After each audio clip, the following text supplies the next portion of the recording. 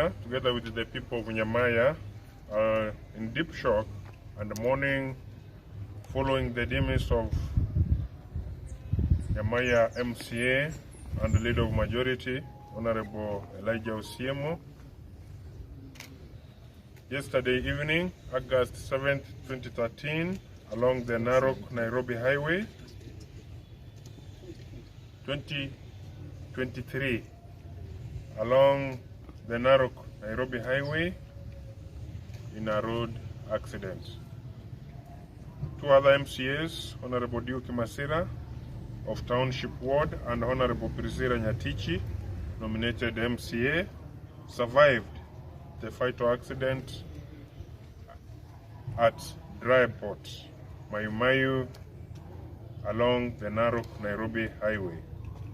Their driver, Mr. Penard Sereti, escaped with minor injuries.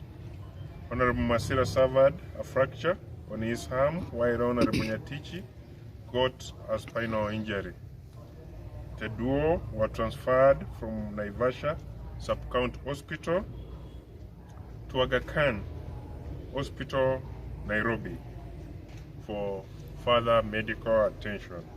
Honorable Masira, Honorable Nyatichi, and Honorable Osiemo were traveling to Nairobi for an official meeting when their car was involved in an accident with a motorbike rider. Honorable Masira is the Deputy Leader of Majority, while Honorable Nyatichi is the Vice Chair of Gender, Youth, Sports and Culture Committee. The Speaker, Honorable Kero, led a team of leaders to Naivasha where they coordinated the movement of the survivors to Nairobi. The board of Honorable Osiemo was also moved to Marsh Funeral Home in the city for preservation. The Assembly and the people of Nyamira at large have lost a reliable and a dependable leader in Osiemo, who was the leader of government business in Nyamira County Assembly. We condole with the bereaved family as we wish quick recovery to the survivor of the Greasy Road accident. As we are waiting to get further directions and plans, tunasema poleni kwa familia na tunaomba wafanyikazi, tukiwa tunaomboleza wafanyikazi wa Nyamira County Assembly, tuwe watulifu na turudi kwa maombi. Tukiombee sisi wenyewe na tuombee wenzetu ambao wako hospitali na tuombee familia ambao imepoteza kiongozi, baba, ndugu na mtoto wao. Poleni. Deputy Speaker, mimi naitwa Minda Riechi, MCA wa Magombo Ward, ambaye ni Leader of Minority Coalition, Nyamira County Assembly. Na mimi kwa niaba yangu, mimi mwenyewe, familia yangu na watu wote wa Magombo, natoa rambirambi zangu kwa watu wa Nyamira ambao wamempoteza MCA wao, rafiki wangu Elijah Osiemo, na watu wote wa Nyamira County. Mr. Osiemo alikuwa rafiki yangu binafsi na alikuwa ni mtu anapenda kazi sana. Kwa vile alikuwa Leader of Majority na mimi Leader of Majority, tumefanya kazi kwa pamoja kwa vizuri sana kwa mwaka mmoja ambao umepita. Na tegemeo letu ama tulikuwa tunategemea ni kwamba yote tunayosema ama tunayofanya katika County Assembly ya Nyamira, tunaweka watu wa Nyamira kwanza. Na amenifunza mengi. Alikuwa mwanasiasa shupavu kabisa na alikuwa tayari kabisa kufanya kazi na watu wote. Tunachukua wakati huu tunapoomboleza kifo cha mwenzetu, wenzetu wote wa County Assembly ya Nyamira, tuwe watulivu. County mzima tumepoteza mwenzetu mwenye alikuwa anapenda kazi sana na alikuwa anapenda watu wa Nyamira kwa dhati. Poleni watu wote wa Nyamira kwa kupoteza rafiki yetu. Asanteni. Thank you, Honorable Deputy Speaker. Thank you, the 40th State. I'm really humbled to talk about my friend. Elijah, we met immediately of the 7th of September, 7th of August last year after the general elections, and we bonded from the word go. He used to visit me at my home. We have had several meetings, but one good thing about Elijah was that he never made a decision as leader majority on his own.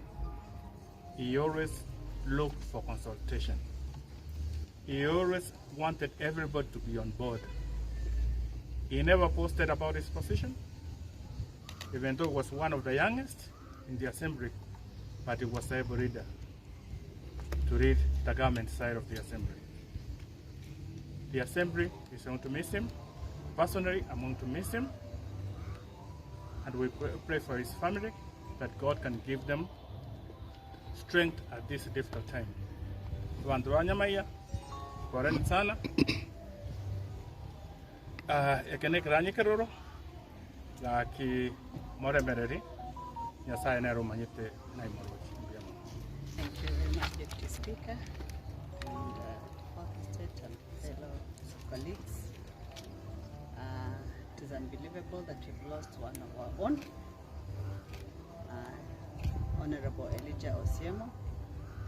First and foremost, we want to say pole to the family and also to ourselves. It is not an easy time, it's a very painful thing. We are saddened, and we are asking for prayers that the people of the county of Nyamira can pray for the assembly, that God may take away this kind of tragedies over us. I don't have much to say. Osiemo, the late, was a very intelligent young man, soft-spoken, and he would really coordinate his work very well. May God rest his soul in peace. Honorable Speaker, members of County Assembly with us here, and members of staff. We're here today to mourn the passing on of our leader of majority, Honorable Elijah Osiemo. On my own behalf, my family, and the members of staff with us here at the County Assembly Nyamira, we stand together to mourn or condole the family. I knew Elijah Osiemo over 17 years ago when he reported to Kisu School as a small boy in Form 1. I was his teacher at high school at that time. Later we all went separate ways, but come this year after elections we again linked up. Elijah Osiemo, I've always called him leader of majority, my student. He also calls me clerk, my teacher. It has come to happen. Too bad for the county assembly.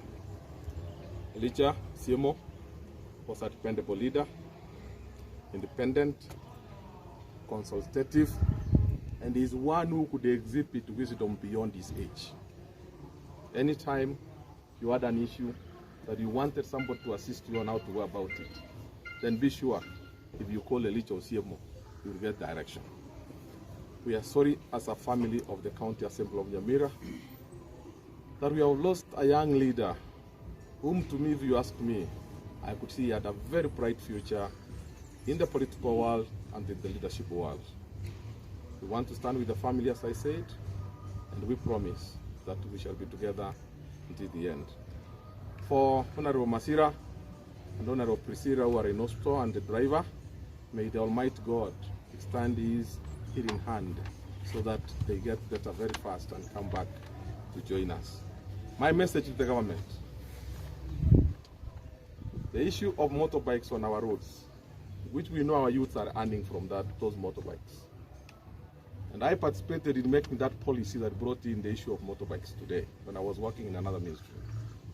It is time to think on which roads are they going to use.